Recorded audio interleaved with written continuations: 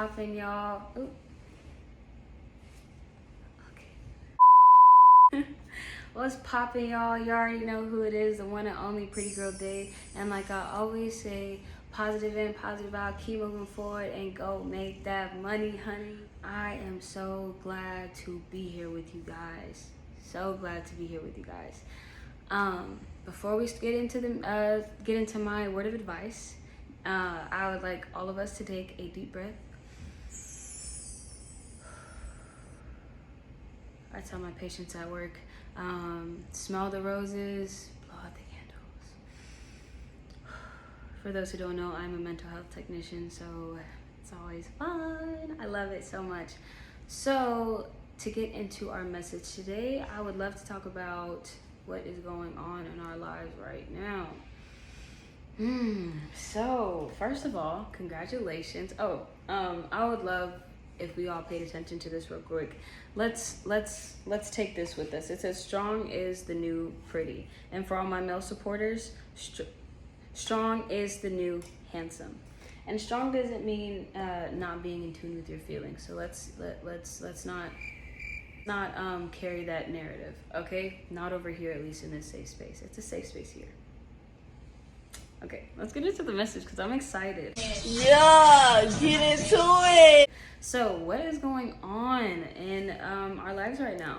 Some of us, a lot of us, almost all of us are really growing, and I'm really super proud of us. I'm super proud of you, bestie. I'm super proud of us because some of us are graduating, new jobs, new families, new homes, like just new, and it's just, it's so exciting. As for myself, I just graduated in December.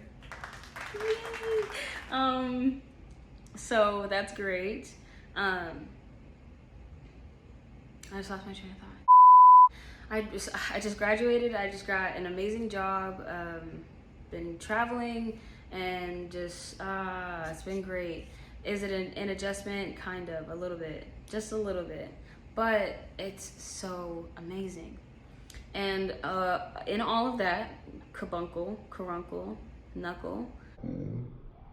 Okay, you want to tussle? I have been on a self-healing journey because I'm ready to take myself to my fullest potential up here, all the way up there. Oh my God! Wow! And I want to take all of you guys with me, because I really believe that God, you know, whoever you believe in, I believe in God. That's the homie. So I really believe that, you know, I'm ready for God to take me to my fullest potential, but I know that there's some stuff I gotta get through to get there. And going through that, I don't want to keep that to myself. I want to take you with me. So here we go. In order to get, so what I've learned on my self-healing journey is that in order to get to your fullest potential, you have to go through your healing process. Baby, there's no way you're gonna get yourself up there without going through what you haven't gone through yet. What? Bro, what are you talking about? You went through it, but you didn't allow yourself to go through it. If you feel me, you feel me. If you don't, you don't. I know for myself, I really had to sit down with myself and God, you know, asking him, God, please reveal any and every trauma that I decided to push all the way in the back, you know, because if you don't allow yourself to spend time with yourself, you won't know yourself really, you know. If you continue, and I was victim of this, if you continue to go out every night or you know, not even go out every night, just not spend time with yourself, not just sit at home or sit in one space and spend time with yourself and really, you know, journal or sing or dance or, you know, whatever, you won't know yourself. And so when I was realizing this, you know, I ended up taking time away from everything. It was like I socially kind of unplugged. Not in a bad way. You know, I still talk to my friends here and there, but I genuinely spend time with myself. And yes, it is uncomfortable at first. Few moments later. Sorry guys, my best friend called me, so a little small intermission. But look at my count songs. They're so cute. Anyway, like I was saying, it is, you know, an uncomfortable position at first to like just be with yourself, and you know, it's kind of awkward to take yourself out to eat. But if you really think about it, let's be real. We spend 24/7 in this body, like all the time. We're not getting rid of ourselves. You know, everybody else is, I'm not saying temporary, but you don't spend as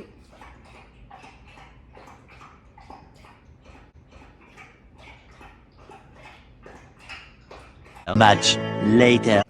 Your thirst quenched, my love?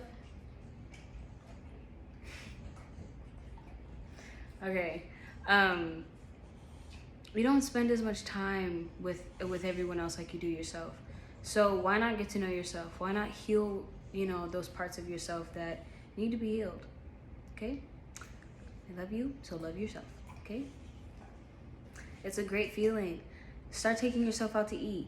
You know, start taking yourself to the park. Start reading books. You know, do whatever makes you happy. You know, take yourself out. Spend that. Yes, Bubba. Yes, Bubba. Yes. You want to say hi? Come here. But yes, spend that time with yourself. Love yourself enough to spend that time with yourself. And in doing that, you start to realize, and like every, you gotta come over here. You're wet. Look. Look, say hi. You don't love me! You know, I made a whole nother video because I was like, the first one he was a little too stirred up, and then now he's getting stirred up again. So, back to what I was saying. Spend the time with yourself. And so through my self-healing journey, which I've been on for like a year, so I've got a little bit of experience, I've been dabbling in it, I realized that to get to the highest potential, all the way there, you have to be able to be okay with healing those trauma, those traumatic times of your life. Because, you know, just putting a Band-Aid over it and saying, oh, it's okay. Come on now. You gotta take the Band-Aid off, put a little Neosporin on it, you know, let it heal. Let time do its thing. Let it scar up a little bit. Don't pick at it. Don't go back. Don't do that. Time, okay? And then before you know it, you're healed. You're better. That's how it is dealing. That's what healing is. And it's a beautiful thing because towards the end, you don't even realize that you're healing. You're just like literally just having a great time, and then before you know it, it's like, oh yeah, okay, I remember, but you know, whatever. That's the old me. Healing, I feel like, is like a butterfly. That's why I literally have them all over my body. Butterflies. I like my healing process. I like to symbolize as a butterfly. You know, it starts out as a caterpillar. It's very uncomfortable, like ew, worm, caterpillar, and then before I know it, I'm this beautiful butterfly, just doing beautiful butterfly things. You feel me? So I encourage you to see your healing process not as something like, oh, as a task, like, oh, I have to. No, be that butterfly. Be a butterfly. You know, there are male butterflies out there too, but you know, just be adamant about be so adamant and, you know, headstrong and heart fulfilled about your journey that you dedicate yourself to being, you be that butterfly, baby. He's doing his own thing over there. Be passionate about yourself. And so, okay, I had a moment like a week ago. I prayed. I was like, God, please reveal to me the parts of my life that were very traumatic so I can heal that, you know. In your holy one, for I pray, amen and amen. Went to sleep. I had a dream. Stay with me, okay? Okay. I had a dream. It was like I walked in, like I was walking in from like a portal, like from my head. Just stay with me. So I walk through the portal, and I look around, and it's an old house I used to live in when I was like 11, 12. And on the patio is me at 12, and she's sitting with her head down, you know, like with her knees, you know, tomboy. For those who know. So I'm sitting there, you know, afro out and everything, head down. Then I look out to the backyard, because we had a really, really backyard, like huge. Like we had a corner house on the corner. So like we had like all of that. It's freaking great. And we also had a trampoline. So I look out into the yard, and on the trampoline is younger me, jumping high as, like, just having the time of her life. And it was like they were both in different, because they didn't interact with each other. So I went up to younger me at 12 and sat with her, talked to her, and you know, through everything we talked about, because we're both now realizing, okay, you are me, I am you. So we're talking about some pretty deep stuff, and I'm giving younger me advice from, you know, this stage of my life that I'm at now. So it's kind of like the feeling of like big sister, little sister.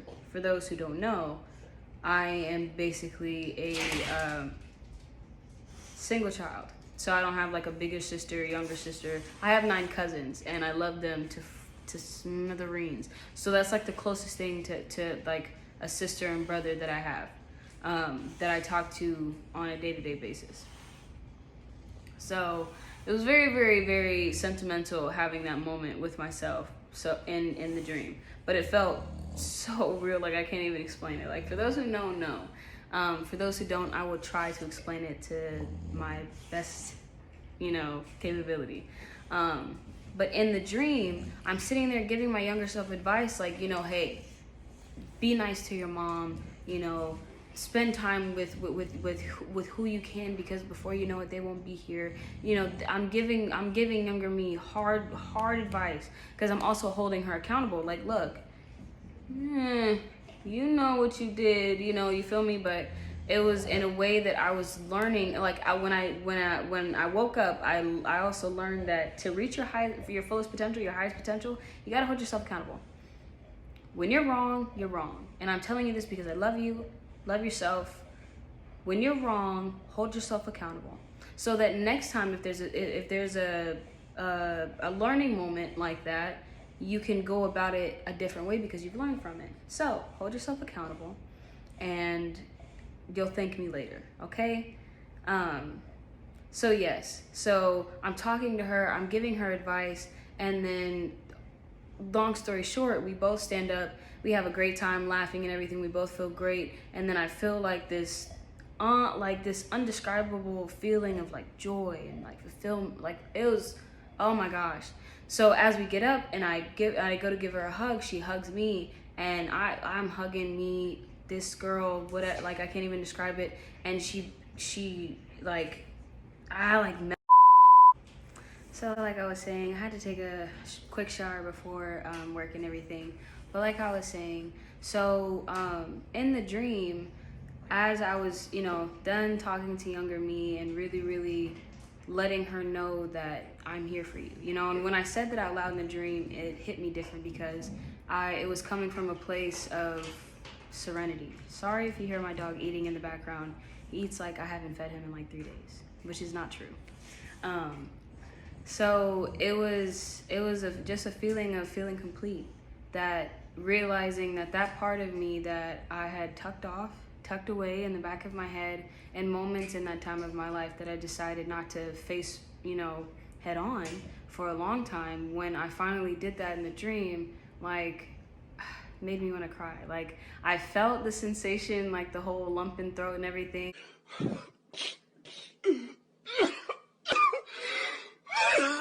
But it was the good kind. So, you know, after I hugged her and she kind of emerged inside of me, or, you know, or it was like I was embracing that side of me, and then that part of me in this time was healed. So that, I mean, was great, you know, round of applause. But it really helped me once I woke up, and like I really thought about what the whole dream was like the whole representation of the dream. So that part was done, and then I turned to the trampoline. Like I said, it was like super huge, but on the trampoline was smaller me, younger me, jumping up, having a good time. And as I'm stepping in the grass, I'm like embracing everything around me, the grass, the breeze, how it smelled, how it felt. Like, it all felt so real. And I remember taking 10 steps. It only took me 10 steps to get to the trampoline. And as I'm taking them, every step I'm taking a deep breath. And when I tell you, I felt like I was like there, it was crazy. So I'm taking these steps, and as I'm taking these steps, I grabbed the bars, and I remember like how the bars felt, how the metal felt, how the metal smelled.